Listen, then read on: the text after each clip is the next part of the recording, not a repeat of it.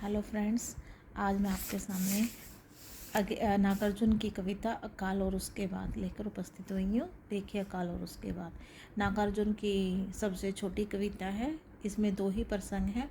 प्रथम में तो जो घर में जब अकाल आ जाता है तो उस समय की क्या स्थिति होती है उसके बारे में बता रखा है, और जो दूसरा प्रसंग है उसमें क्या है, जब बहुत दिनों के बाद घर की हालत सुधर जाती है और घर में क्या है, खाने के लिए अनाज आ जाता है, तो लोगों के जो मुस्कुराते हुए चेहरे हैं उसका वर्णन किया हुआ है।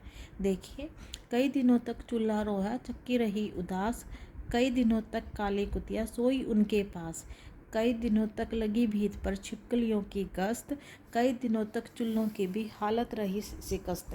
यानी कि क्या है, घर के सदस्यों के पास खाने के लिए कुछ नहीं था, तो जिसके कारण क्या है, चूल्हा भी रोने लगा था और चक्की है वो भी उदास बैठी थी, क्योंकि पीसने के लिए घर में अनाज नहीं था। और जो घर में पशु थे हैं उन क्या है, पशु थे, चाहे कुत्ते थे, छिपकलियाँ थी, उनकी हालत भी ख़राब थी, और चूहे भी इधर उधर क्या है खाने के लिए भटक रहे थे, लेकिन घर के सदस्यों के पास भी खाने के लिए कुछ नहीं था। दूसरा देखो, दाने आए घर के अंदर कई दिनों के बाद, धुआं उठा आंगन से ऊपर कई दिनों के बाद, चमक उठी घर भर की आंखें कई दिनों के बाद, कोई नहीं खुशलाई पाके कई दिनों के बाद।